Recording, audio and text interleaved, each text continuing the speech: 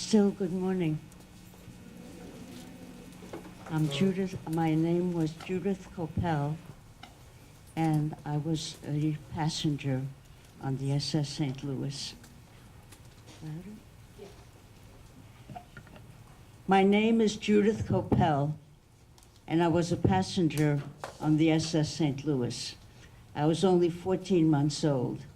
I was born in Germany in 1938, and I was in Berlin when they had the Kristallnacht, or the night of falling glass. My father was taken away to a camp, and it was an internment camp, I believe.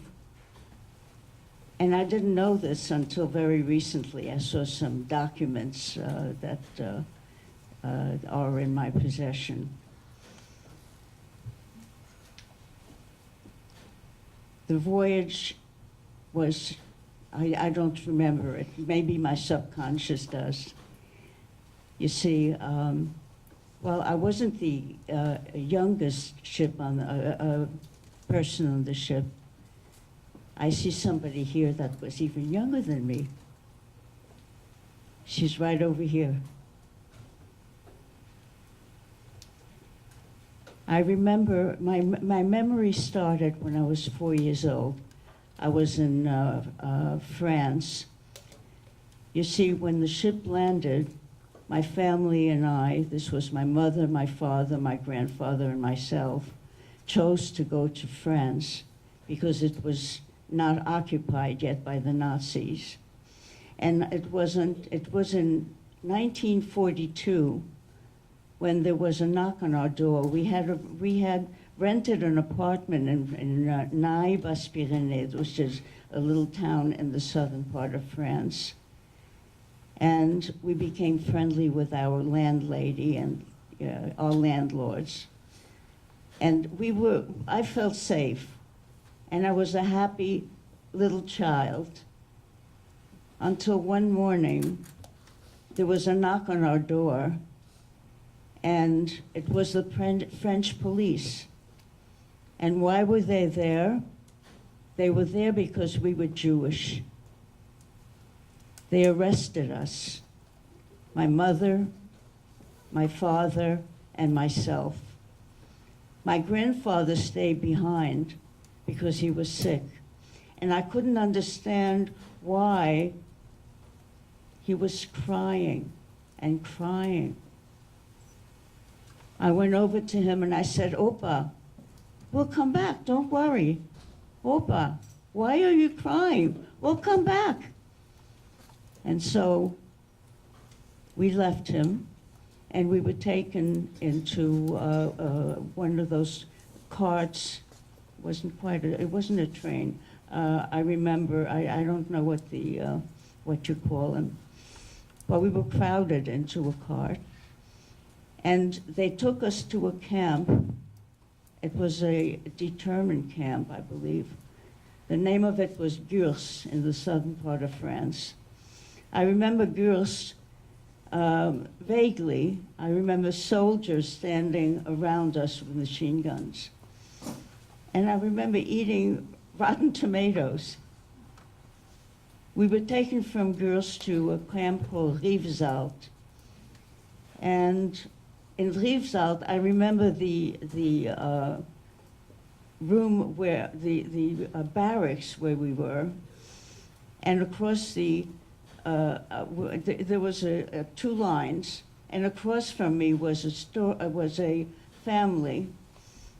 I thought that was so beautiful, and I thought, well, I would love to be friends with that family.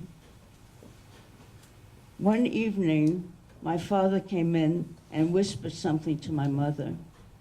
Oh, my mother had been playing with me, and she looked so sad all of a sudden, and she said, Judith, I have to tell you that Mommy and Daddy have to go away, but I want you to be a good girl. And what does a mother tell a child of 4 and a half? couldn't understand it. And I said, Mommy, well, come on, let's play, let's play. I wanted to bring her up. But you know, she still had that sad look in her eyes, that expression. And she continued playing with me. And after that, my father came in and he said, Judy, let's go for a walk. And my mother gave me a kiss on the cheek. Bye-bye. And so we walked in the darkness somewhere. And all of a sudden, there was an office or a house.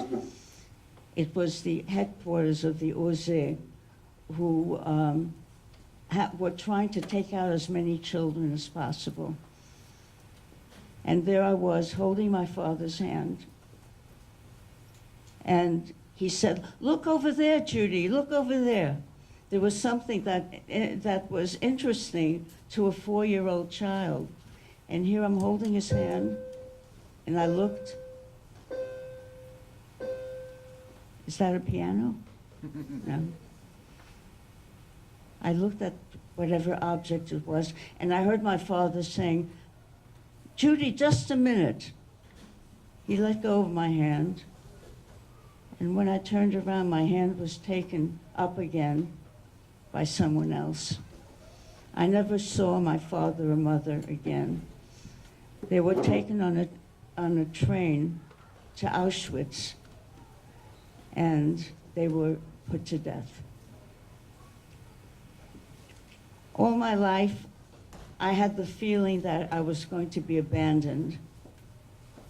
When I went back to, they took me back to my home where the landlord took care of me, and they became my mother and father.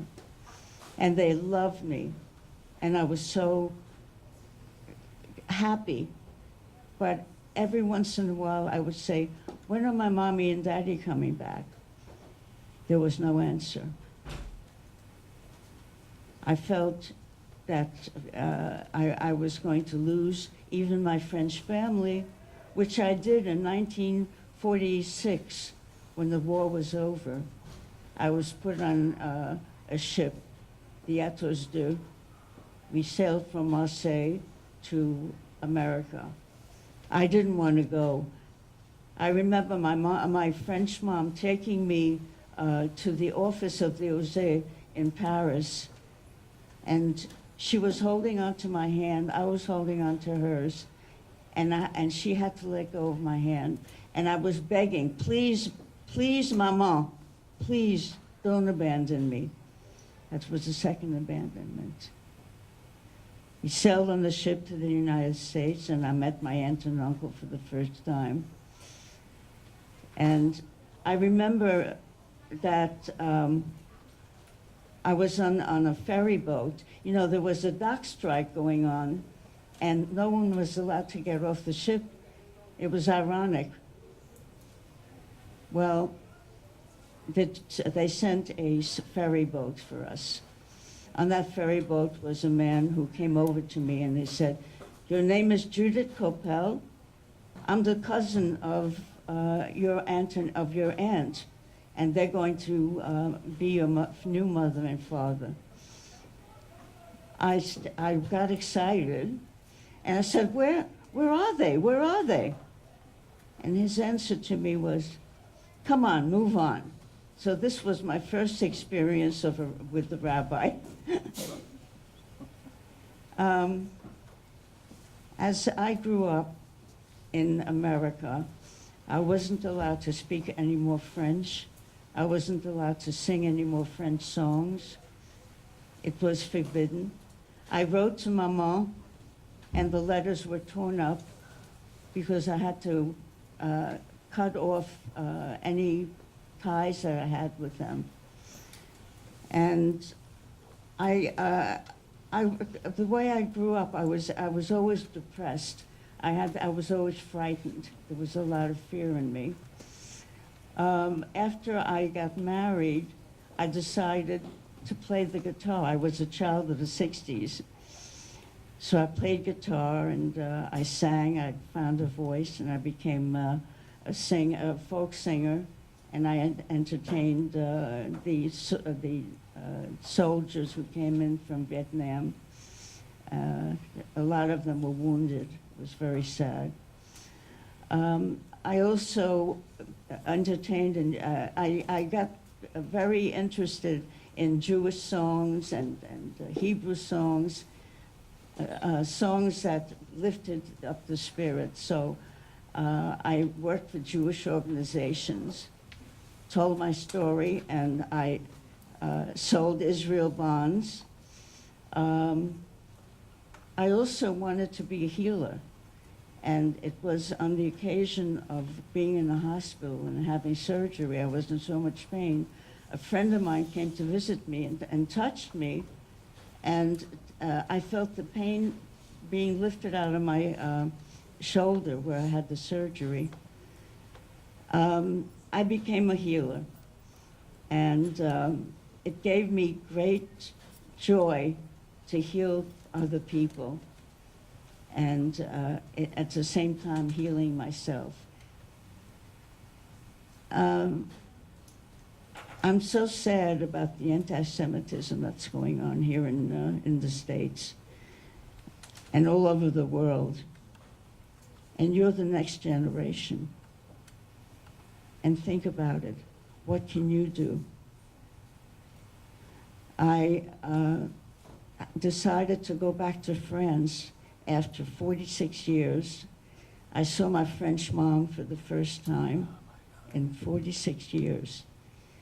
She was living a very modest life, no hot water, and woke up. She was a very brave lady during the war. She risked her life for me so that I could live. But she was so sad. I'll never forget the look in her eyes. I decided to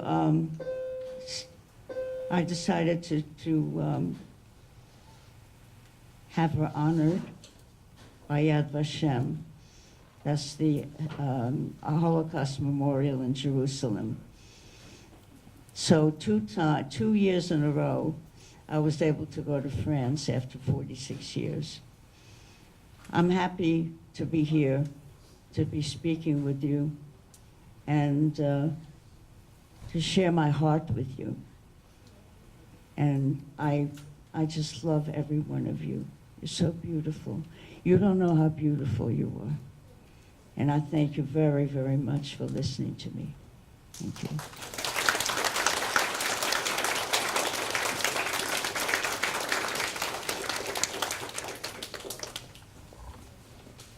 Judith?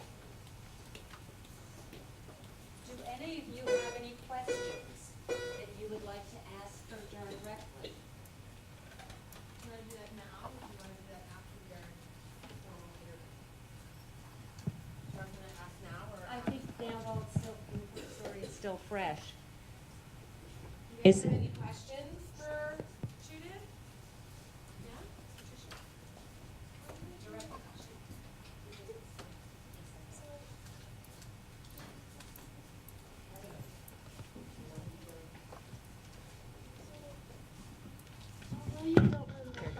Although you don't remember the trip, what are some stories that like your parents told you about the trip, if you could remember? Do you remember anything about the St. Louis, and if you do, can you? I have no memory of it. I was only 14 months old. Did your parents tell anything about the ship? My parents were killed. They Oh. didn't tell me anything. Okay. If you remember, her parents were killed. She was taken away from the adoptive parents, the landlord and his wife, right? And taken away, and then, but you were raised by your aunt and uncle. I was raised by my aunt and uncle. Right, so they Yes. became her adoptive parents. Yes. Okay, any other questions? Why weren't you allowed to speak or sing French songs anymore? And why did you have to like cut off the landlord and his wife? I don't know. All I know is that I was very sad that I was taken, that France was completely cut off from me, because I love being in France. Any other questions?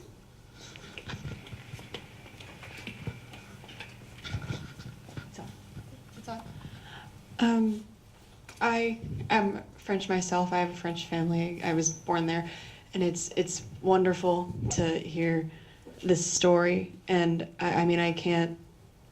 If it wasn't something, it's something. If you ask any of my friends, that I talk about a lot, and I just wanted to say that it's so horrible to hear from you that you weren't able to celebrate any of that culture, any of that heritage. But that I just wanted to thank I you. wanted to become Catholic. I went to school with them, and I went to church, celebrated all the holidays. It was wonderful. So I became an interfaith minister, by the way, Oh wow. later. Yes. And then a small question: while you were living in the United States, did you ever experience any anti-Semitism there? No, No. not me personally. No. Any other questions?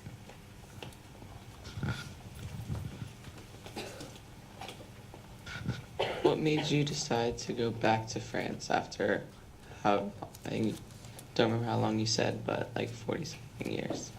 I went to a conference for hidden children, and I remember at a luncheon there were 22 people on the stage, and they were saviors. They were people that had saved Jews during the war. And I cried and I cried and I said, Maman should be there. I used to call her Maman. She should be there among the 22 people. And I decided I would call her up. I had her telephone number from her granddaughter. So I called her up in France, and with a very broken French, I said, Maman, thank you for saving my life, and I want to see you. Can I come and see you? And she didn't speak English, and so she said, Mais oui, ma chérie, viens. But yes, my darling, come to France. And two months later, I was on an Air France going first to Paris and then to Pau, where she lived. That's how I decided. Anyone else? Any other questions? Hands up. Oh, you do. Go for it.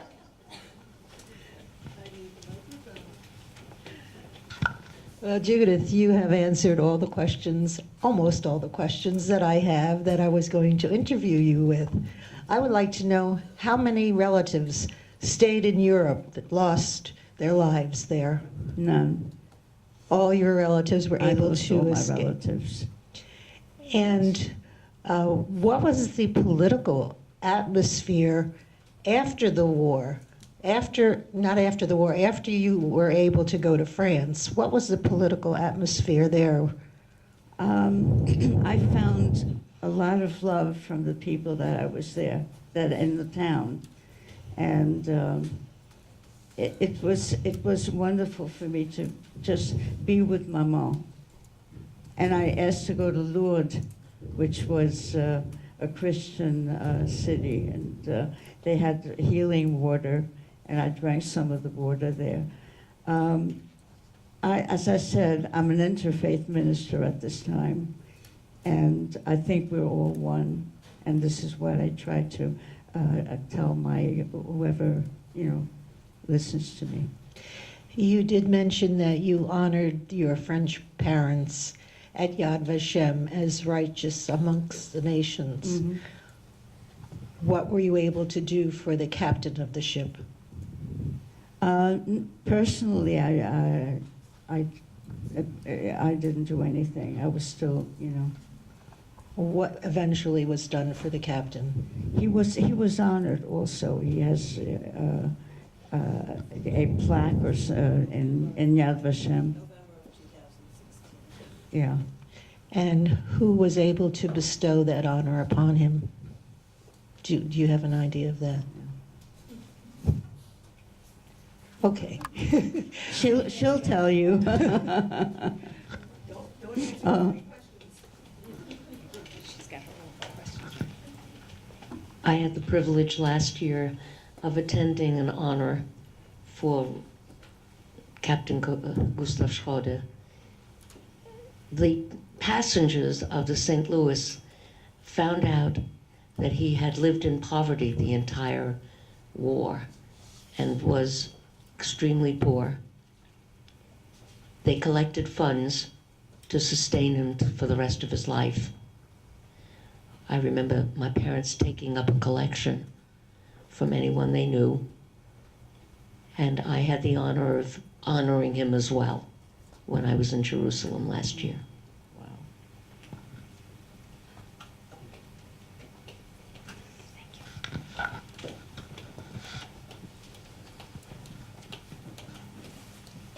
Thank you. When you figured out that what happened to you on the St. Louis, like when did you figure out what happened to you on the St. Louis, the boat? I couldn't figure anything out when I was 14 months old. No, I know that, but like when did you figure out when you were older? When I was much older, I was in denial for many years. Were you like Like the very war. upset or like very mad that they denied you and stuff? Like I was always very angry, and I was always very fearful. I was afraid of losing people that I became close with. I learned gradually about the St. Louis, and it wasn't until 1989 when we had our first reunion when it really hit me. And we boarded a ship which represented the St. Louis, and I couldn't stop crying for the whole voyage. It was as though my spirit was remembering. I didn't remember consciously.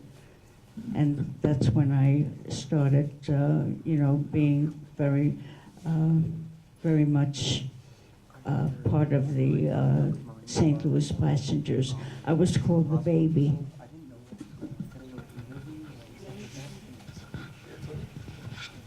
I was wondering, when you reunited with your French mother or met her family, were you able to ask her what made her accept you and save you as a small child? Why was she an It was the upstander? Christian thing to do. Yeah. It was the thing for her to do. She risked her life and the whole family's life if I would have been found out, you know. The Nazis did come to our house, and I remember her putting my hair on top of my ears because she was afraid that they would know I was Jewish. And this was what they believed. Isn't that true? Don't remember. I was looking at the little French girl over here. Yeah, and also she said, don't speak, because I had a German accent. And one of the soldiers said to me afterwards, you are such a pretty girl. You look like your mommy. And I went over to Mama, and I told her, you know, and I said to her, you see, Mama, you're really my mother now. Judy, what was the name? What was the name of your French family? I called her Maman Susie because her daughter's name was Susie. And what was their last name? Her name was Karapetsi, but her marriage name was Inach. If your grandchildren were here today with these students, what message would you like to leave with them as far as the lessons that they've learned and what's going on in the world today? Well, I want them to remember me, their Nana. I want them to know my story and let them tell my story to their friends or their classmates and so on. We have to remember. somebody said remembrance is the secret of redemption. So I would tell them, we have to remember the past. And you see, I was there, and what happened to me was the truth. And just know that, and especially on the bar and bat mitzvah, I have twin grandchildren. I would tell them to remember that I was part of the Holocaust also. So were my parents, so were their great-grandchildren. Okay, thank you. Let's show our appreciation.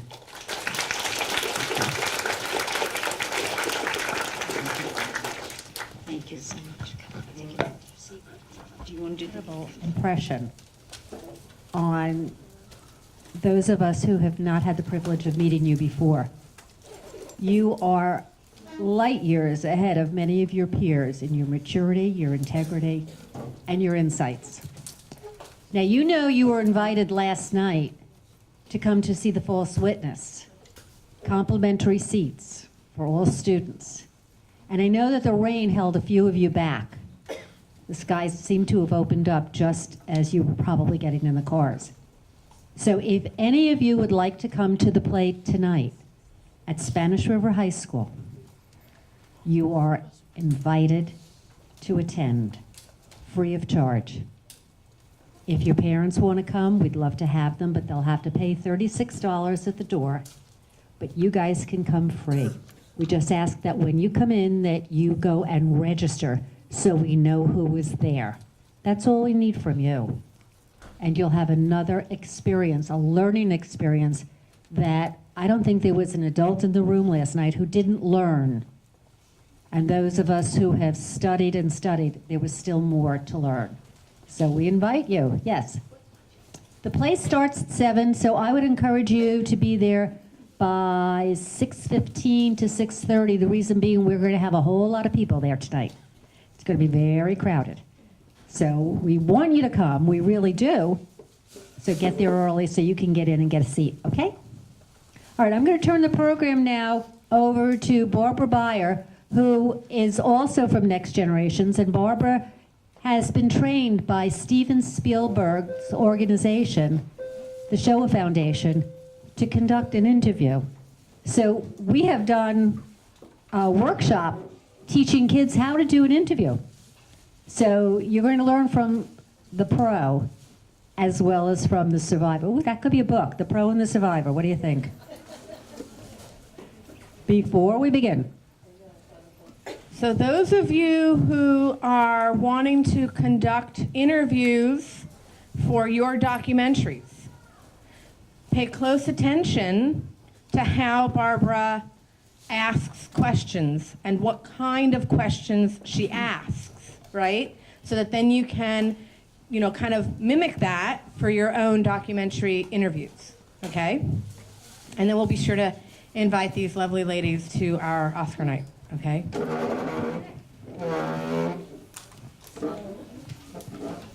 Yeah, now we do.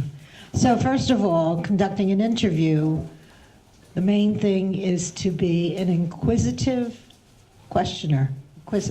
Ask questions that you think that the survivor wouldn't be forthcoming in answering under normal situation. Open-ended questions, never a yes or no answer. Do you, can you, will you, won't you, did you? Never say, was it like that for you? Which would be a yes or no answer. So going forth from here, we know that our survivor's name is Eva Wiener. Eva, can you tell me what your name was at birth? Eva, or Evie in German, Rosi, Saphir. Could you spell that? S-A, F as in Frank, I-E-R. And when were you born? I was born in July of 1938. So if the St. Louis sailed in 1939 in May, we know that Eva was an infant. So she's not going to have firsthand information about what transpired on the ship, but she was old enough after the ship landed to be able to ask her parents and have conversations with her parents. Where were your parents born, Eva? My parents were both born in Poland, and because of the pogroms and difficulties that the Jews were having in the early 1900s in Poland, each of them left with their families and traveled throughout Europe looking for a safe haven. They ended up in Berlin, Germany. They went to school there, they grew up there, and Berlin was a very welcoming city. What year was that? They both came to Berlin roughly 1914 and 15. So it's 100 years ago. What did they tell you about the political atmosphere in Germany before they sailed? Life in Germany when they were growing up was wonderful. Germany was a very culturally advanced city. Lots of theaters and lots of museums. It was a culturally welcoming place. Public school education was open to everyone. Life was pretty comfortable. Approximately 1933, when Adolf Hitler became chancellor, life did become much more difficult. By the time my parents met, life in Germany had already become very difficult for the Jewish population. My father was one of 8 children, and some of them saw the writing on the wall and were not very happy about what was going on. So they left, and they left for a place called Palestine, which is now the state of Israel. And those that were left behind were unable to leave. So how many of your relatives do you think, or can you estimate, perished during the Holocaust? Specifically, my father's 3 sisters did not survive. I don't know about any of the rest of the family. What business was your father in? My father's family owned a very large bakery in Berlin, and as was custom then, all 8 children worked in the bakery, of course. And what happened to the business? Interestingly enough, one sister decided she was going to stay on and take care of the business.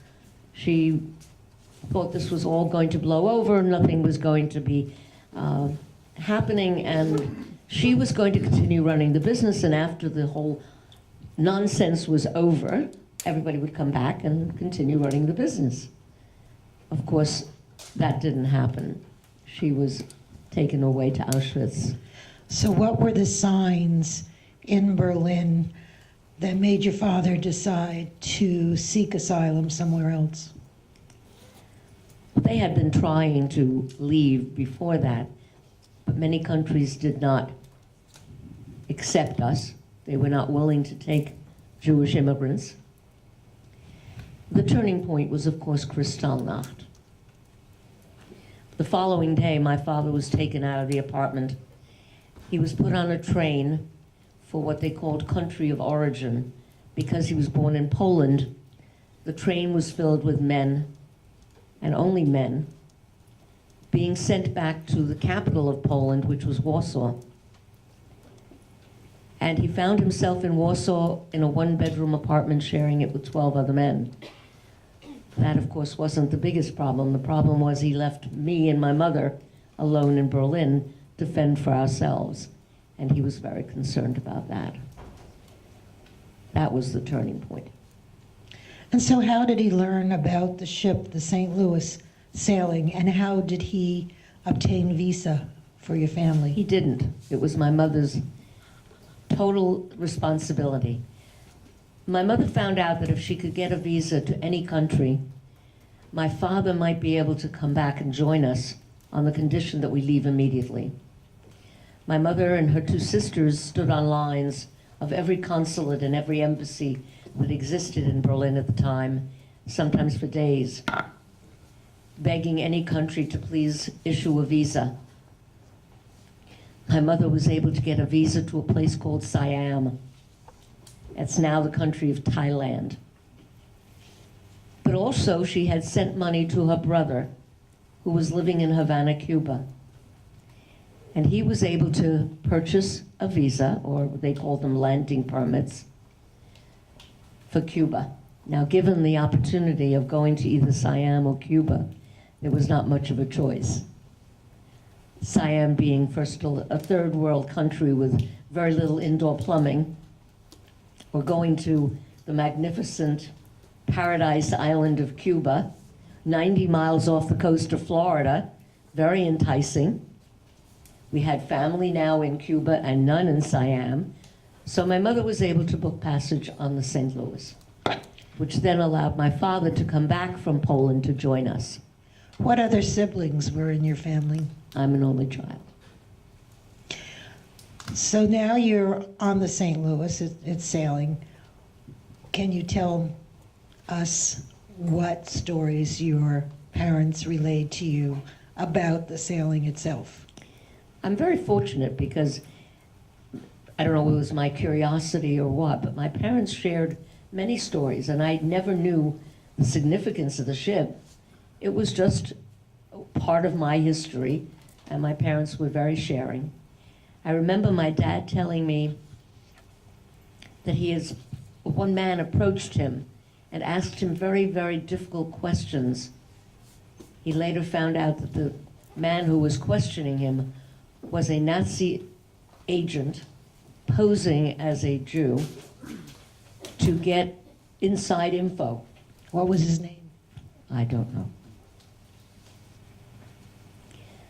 He also told me that he was on deck the day a man tried to commit suicide, and he saw the whole terrible episode. The fact that this man was so distraught had been conveyed to my father the night before, telling him that if there was any chance that he was going back to Germany, he would try to commit suicide. And he then did. But the captain really was very, very sympathetic. He knew very well the fate that passengers would have if we went back to Germany. And my mother used to tell me that he came over the public address system and promised the passengers he would not take them back to Germany under any circumstances. He would sooner beach the ship in England and set it aflame than bring his passengers back to Germany, because he knew what our fate would be. He was not a member of the Nazi Party and didn't sympathize with them. And we truly felt that he was our savior. How many Nazis were actually on the ship? I only confirm one in particular that I remember my father telling me the captain put into the brig, as they call it, on the ship when he found out that he was an infiltrator. After the ship was turned away from Miami, how was it decided which passengers would go to which countries? That wasn't even talked about until we got close to the coast of Europe. We were still floundering, and many passengers thought that they were going back to Germany. When we got close to the coast of Europe, 4 countries agreed to take passengers. Now this happened as a result of the Jewish Agency, which contacted many countries of the world begging for asylum. As a matter of fact, they offered a $500 per head bounty for any country that would take us. Now, $500 doesn't sound like a lot of money today, but $500 could be your year's salary in those days. That's For over 900 passengers. Yes. So that the $500 was an extremely high per head count. 4 countries agreed to take us. So they had a table set up in the deck with 4 people, and you asked to be put on a particular list. Sometimes they approved and sometimes they didn't. Why did they not approve? Only because of the quota assigned to that country. My parents and I were very, very grateful that the man sitting at the table accepted my father's name, and we were accepted to England. Those that went to the other three countries had a much, much less of an opportunity to survive. And what was the atmosphere on the boat at the time with the passengers? Chaotic. Was there any time, or can you tell me of any time that there was jubilant celebration of any kind? Actually, there was talk of mutiny. They actually went to the captain's, to the deck wherever he was working, and wanted to take over the ship so that we would not go back to Europe. But the captain persuaded the men who were trying to mutiny that he would protect them. So now the ship is close to Europe. Your family is accepted into Britain. And what happened then? The ship actually docked in Antwerp, Belgium, from where we were going to go to our each individual countries. To greet us on the dock was my father's sister, brother-in-law, and their baby. And they were there to greet us. We couldn't do much conversation. They had barriers set up. But I remember my father saying how wonderful it was to see his sister. And years later, I asked him why he chose England, considering that his sister was in Belgium. Why wouldn't you go to your sister? My father's philosophy was he wanted as far away from Germany as conceivably possible. And he thought possibly that English Channel might be a buffer between him and the Nazi infiltrators. And he happened to turn out to be very, very foresightful, if that's such a word. He was wise in his choice of England. Certainly the other countries were invaded very soon thereafter. And from Antwerp, how did you get to Britain? There were tenders that went from Antwerp to England. The other countries went on trains to France and Belgium and Holland. And what happened when you arrived? In England, we were put into what was, I guess, sort of a Red Cross kind of facility until we were able to find housing. My parents spoke no English, so that was the first problem. My dad was lucky because of the fact that he had been trained as a baker in his family business, and he was able to get work as a baker in London. But bakers work at night, and that's when most of the bombs fell. Tell me about the bombs.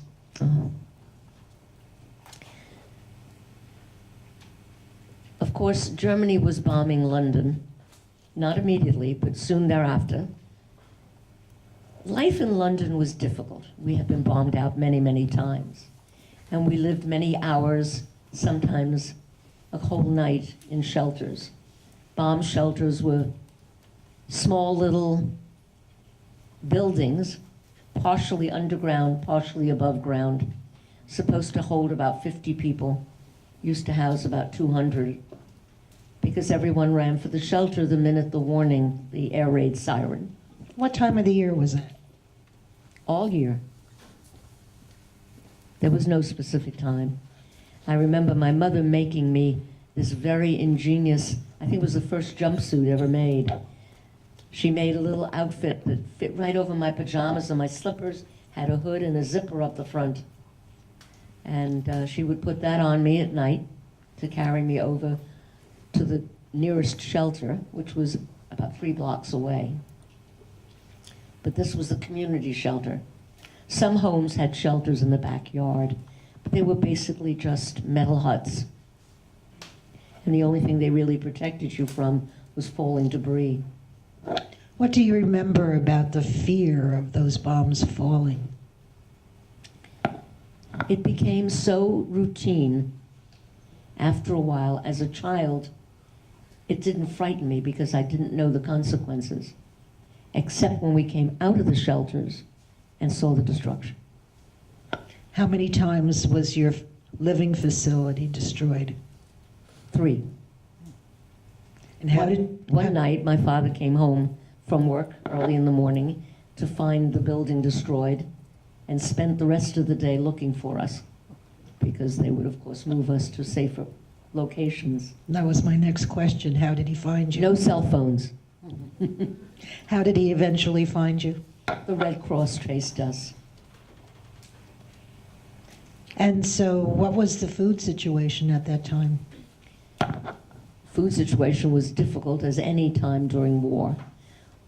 Food was rationed. I remember asking my mother for an egg. She said, no, not today. Each person was only allowed 1 egg per person per week. So I love eggs today. One of my favorite meals. But rationing was a common thing, and it was here in America as well. Food was very, very sparse. Fortunately, there was a woman around the corner who was raising chickens. So my father would bring home stale bread from the bakery and feed her chickens, and she gave us extra eggs. They were delicious. So in 1945, the war is over. What schooling were you able to have before the war was over? I did go to public school. Sometimes school was canceled. Schools were bombed or the area around it. So I did have some schooling. There was a problem as far as where to go. My parents had no intentions of staying in England because all we had was friends, no family, and they wanted to be with family. So the choice was to go to Palestine, which is not yet the state of Israel, or come to America. My mother's 2 sisters were fortunate. They had come to America just before the St. Louis departed Germany. My mother won the decision and decided we would come to America to be with her sisters. And how long did it take you to get papers to depart? We did not arrive in America until more than 1 year later. We came Memorial Day weekend in 1946. And much like Judy, there was also a dock strike, and we couldn't get off the ship. It was scary again. But the dock strike ended. It was very common in those days, I understand, for dock workers to strike. And then, of course, all passengers were not permitted because nobody was there to take the luggage off. But after the weekend, we were able to get off the boat. So it was you, your mother, and your father? Yes. Were there any other members of the family there, any grandparents or? My mother's grandfather, my father's father, my grandfather, had passed away many years before.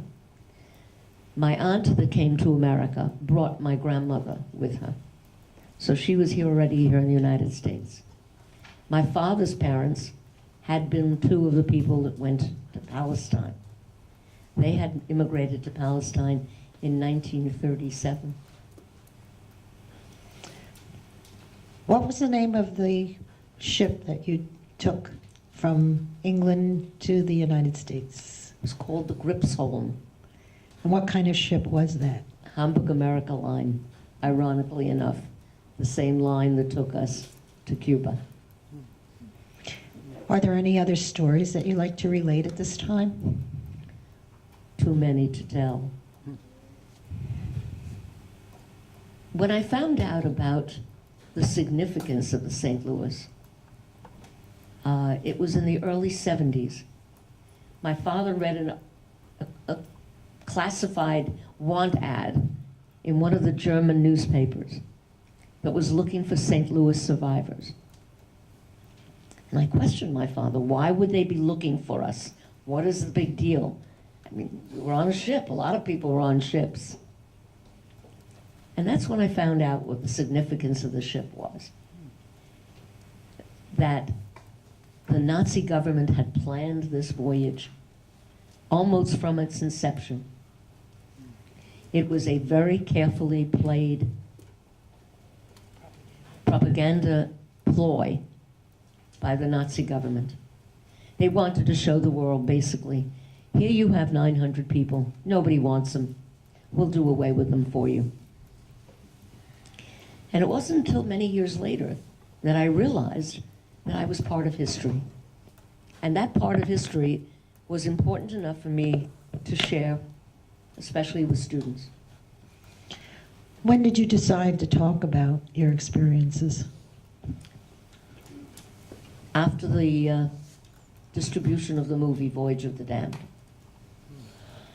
And just for the students' information, there's a book that was published by the U.S. Holocaust Memorial Museum called Refuge Denied, and it traces the history of the survivors of the St. Louis. If you're interested in reading that, it's Not probably just the survivors, but those that perished. It traces where and when they perished. Exactly, Yes. exactly. I'll ask you the same question I asked Judy. If your grandchildren were in the audience, As they often are. I know your daughter's here, what would you like them to have taken away from the experiences that you've had, and what message would you like to have given them if you were on a one-on-one basis? Let me start by saying I've seen Complicit, the film, several times. And each time I see it, it gives me a twinge because so many of the people who interviewed as passengers are no longer with us. And unfortunately, we are dwindling in numbers so that it becomes the responsibility of my grandchildren and all of you as well to continue telling the message of the Holocaust to the next generation. And I usually give the kids that I talk to a homework assignment. I know nobody likes homework. This homework assignment doesn't have to be completed for 20 years. But I need a promise that everybody will fulfill the assignment. It is your responsibility to speak for us. That this was perpetuated by hate, bigotry, prejudice, anti-Semitism, that was allowed to fester and allowed to grow into a Holocaust. Even today, there are genocides happening as we speak. And because we live in the greatest country in the world, where not only are we permitted, but we are encouraged to speak up against any kind of hatred, it is your responsibility to pass on the word and continue, as was said, to be an upstander. Tell the story of the Holocaust so that it never happens again. Thank you, Eva. We'll take questions now. If anybody has any questions for either me or for Eva, we'll be happy to answer them. Randy?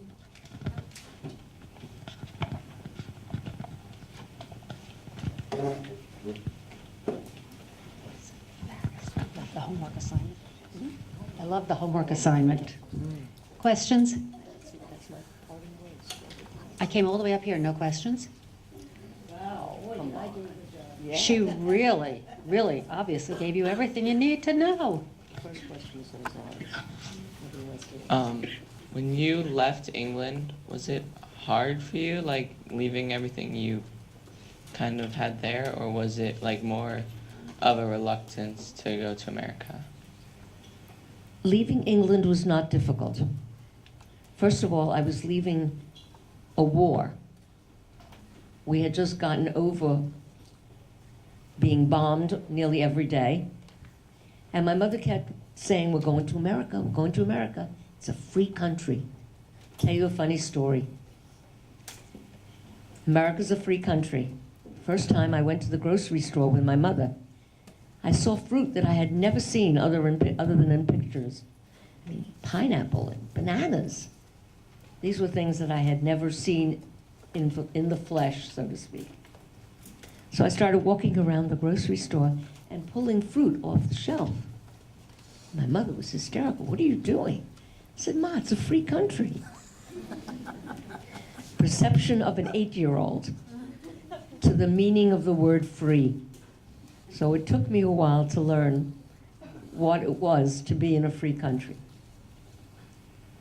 I was glad to be coming to America because, number one, I had family here, which I didn't have anywhere else. And it was nice to finally meet my grandmother and some aunts and uncles. But I was interested in the adventure of a new country. It was a little bit difficult in transition because when I first came, every time I heard a fire engine or a police car or an ambulance, I would hide. If I was in school, I ran into the closet. Kids used to think I was off my rocker. But to me, that was an air raid, and you had to take cover. So it took a while to learn the difference between real fear of something happening, like a bomb, and just a simple ambulance. Now they call that post-traumatic stress disorder. What happened when you first came to America? Well, first thing I saw was the Statue of Liberty. She was beautiful because I knew what she symbolized, and that was beautiful. I remember we came into New York Harbor on a Saturday night, and she lit up, and it was really lovely. And because it was May, it was too late to enroll me in school for that semester, that year. And one of my aunts lived at the Jersey Shore.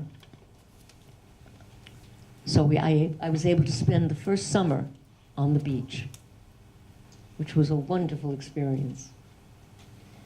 But after that, I grew up in New York City, which wasn't much different than being in London, except there were no bombs.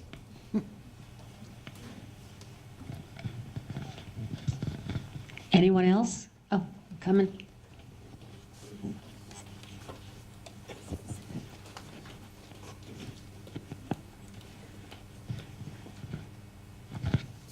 When you immigrated from London to the U.S., did you have to go through, how was Ellis Island? No, Ellis Island was not operational at the time, but we had legal papers. My parents had immigration numbers when we got on the St. Louis. So our intention was to come to America all the time. And we were allowed to come to America at that point on what they called the British immigration number quota.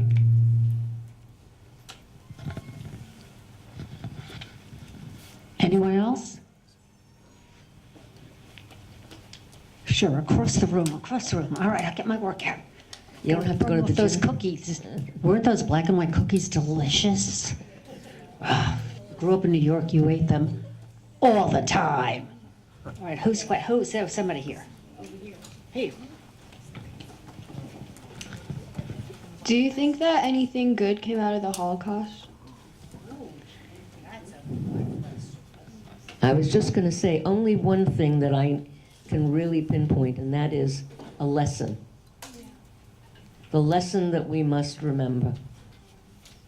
That if we are not vigilant and we don't take note of what's happening around us, it may happen again. And God forbid, that should never happen. As I said, it's happening as we speak. Cambodia, Rwanda, Syria today. Genocides are still occurring.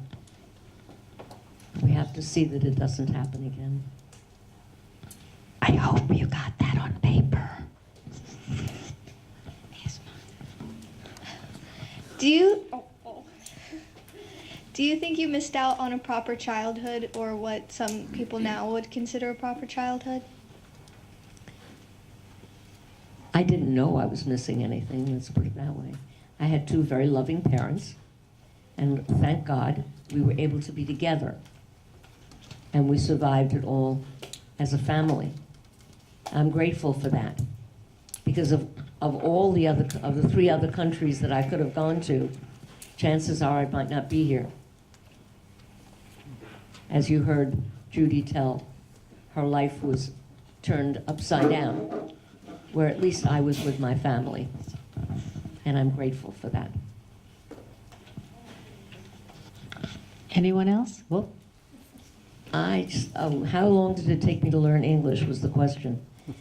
I spoke a combination of German and Yiddish at home until I was 5 years old.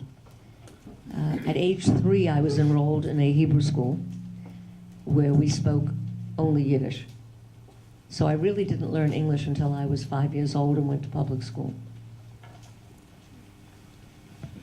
Have any of your experiences changed how you see society today?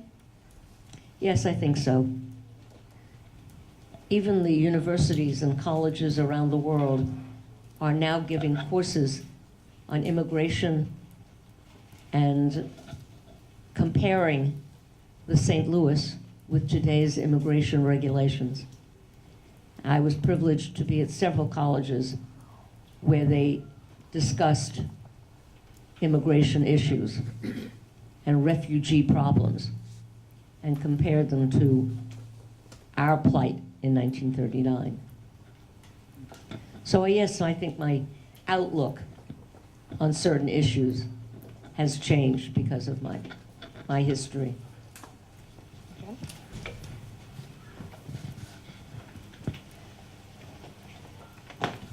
When you were in England, did you understand what was going on, or like did you understand like what the Holocaust was and what was happening? I didn't fully understand about what was happening in Europe until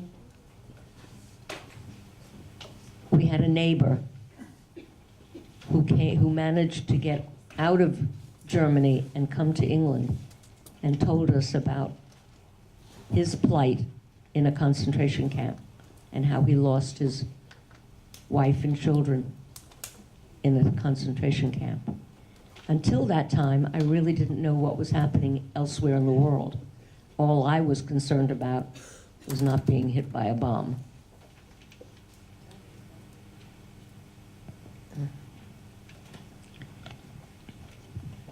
The question was how I felt when I returned to Germany. I was invited to come back to Berlin.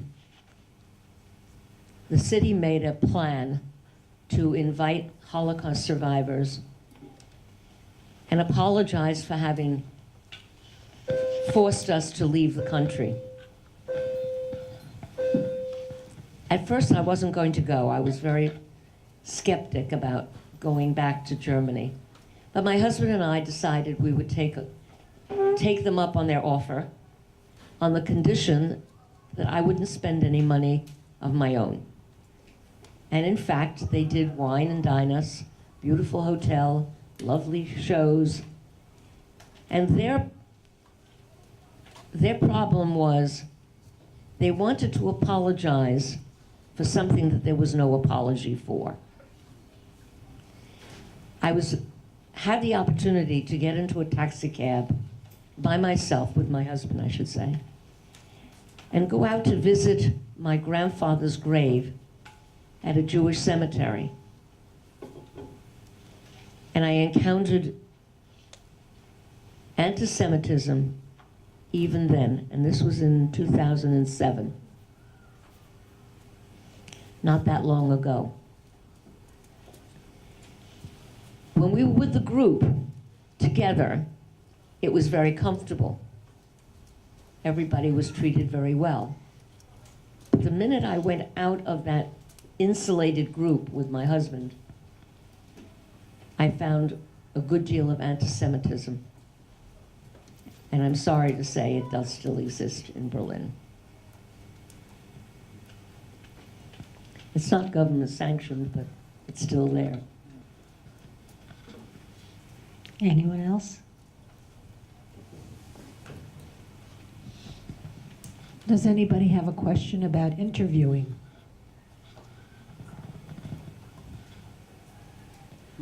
Just make one.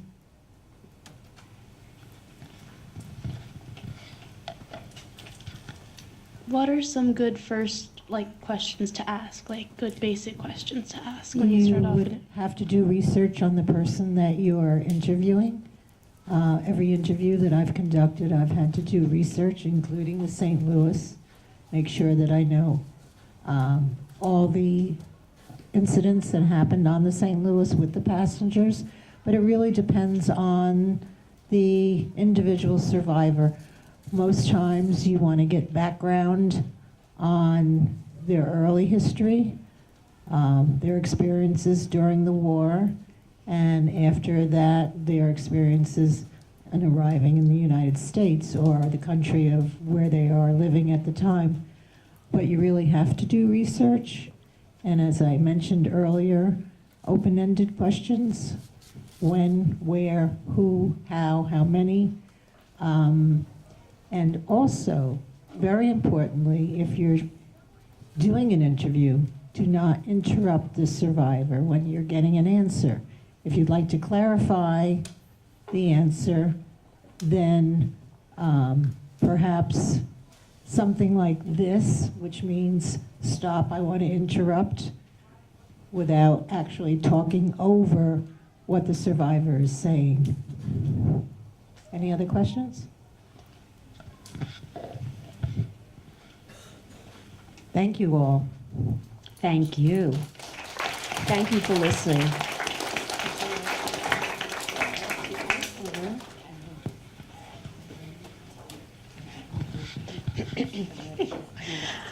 Okay, so we have a activity that you're going to do. Okay, I'm going to hand out directions.